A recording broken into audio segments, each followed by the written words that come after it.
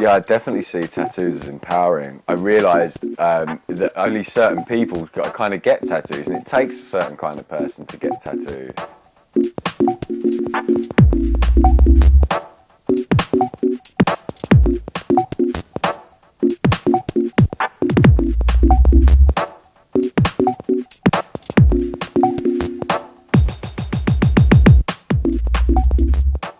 I mostly go out in London, really. This is like a London borough, Barking and Dagenham, so yeah, mainly London, Soho, Shoreditch, that kind of thing. It's taken like it's gone from clubs and that in my early 20s to, you know, to sort of more quieter bars, and I'm sure that will slowly evolve into sort of a cloudy old pub where I can sit in a corner like an old man nursing a bitter, being bitter.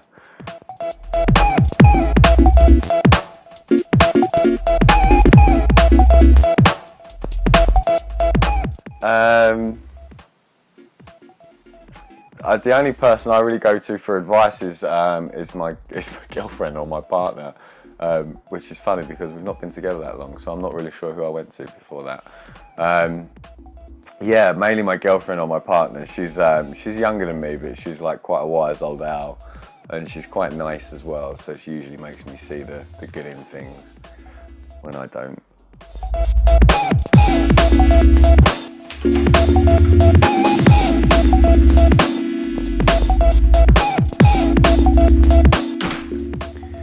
My first ever tattoo, it was an eagle on my right shoulder, and I was so excited. It was like the best day. For some reason, tattoos in my head, they were this grown-up, like mystical thing, and I remember being so scared and nervous. And in fact, it was in a shop around the corner in Chapel Heath in Dagenham, and I walked in with my brother-in-law, who had said he would lie to my mother for me to get the tattoo and say that he was taking me somewhere else. I don't remember. And we walked in and I had £42 in my pocket. This was 15 years ago. I was 15 and I wasn't even legally allowed to get the tattoo done, so I had to lie, and he was going to lie for me. And I remember walking in and I didn't know what I wanted at all. I just knew that I wanted a tattoo, and I knew this was going to be the best thing ever that day. And we remember looking at all the flash art on the wall, and they had, you know, like eagles and snakes and like the American flag and this kind of thing. I was absolutely terrified. The smell, like the noise of the needle was, and you know, there was this like, you go through this door, you couldn't see. I was completely unknown. Like I remember this door, you see people coming out with their arms bandaged up. Like, oh my God, what the fuck is that? What's gonna happen to me? Does it hurt? Does black ink hurt more? Does it hurt when you colour? There was just all these questions. It was a really fun day. And I eventually got called up and he let me in there, and you know, he started tattooing me, and it was by far the most painful thing that I'd ever paid for someone to do to me. But the best feeling in the world, and when it was done, yeah, it was great. Until he told me that he changed 2 colours and gave him a little bit of green in the wings, and I was like, what'd you fucking do that for? No eagle's got green in his wings, dick. But I was 15, so I didn't say anything.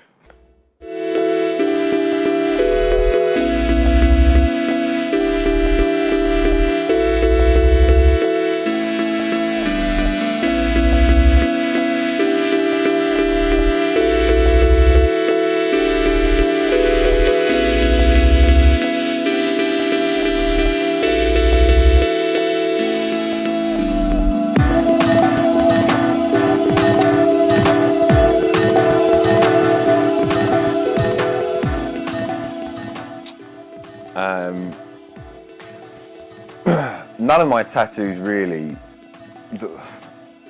I always say that my tattoos don't really have a story behind them, and they're all just mumbo jumbo about where I was at the time, and what I was going through, I guess. I don't know, like, you know, how do you justify a Mr. Messi tattoo on your arm?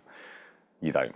But I do have, probably the tattoo that means the most is, I have Ma written on my right hand, which I got after my mum passed away this year.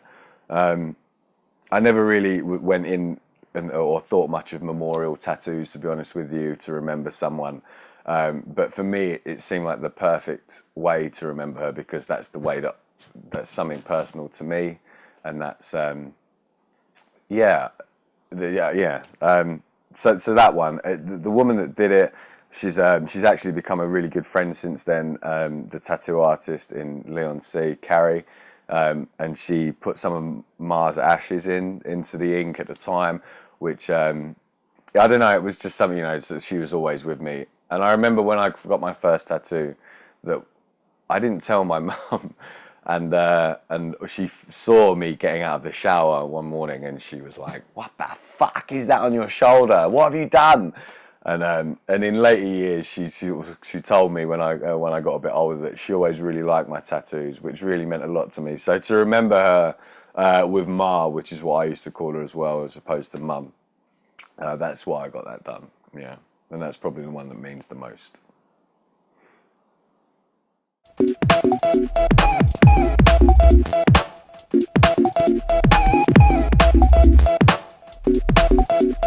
There was a particular tattoo that I got when I was 17, and it's been sort of covered up now, and I have far more visual ones. But when I got this done, it's like a band and a cross. It goes to show how stupid I was at that age, because I'm not religious at all, and I got that done. I got it done on my wrist because I knew that I wanted to get into television and media, and I thought that would, before I'd finished university, in my silly juvenile mind that hadn't fully formed, I thought that would be a good way to give me drive, that I have to make it work in TV, because I can't go and work in an office now, or I can't get a normal job because I've got a tattoo on show.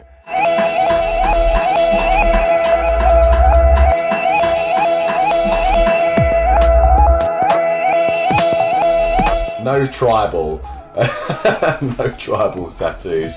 That's a rule. No. I was going to say no women's names. No women's names, absolutely. I think I made that mistake once. I only got the one letter, but no women's names. It sounds horrible and it sounds heartless, but promise you, the only thing that goes to the grave with you is the tattoo, not the relationship. Promise.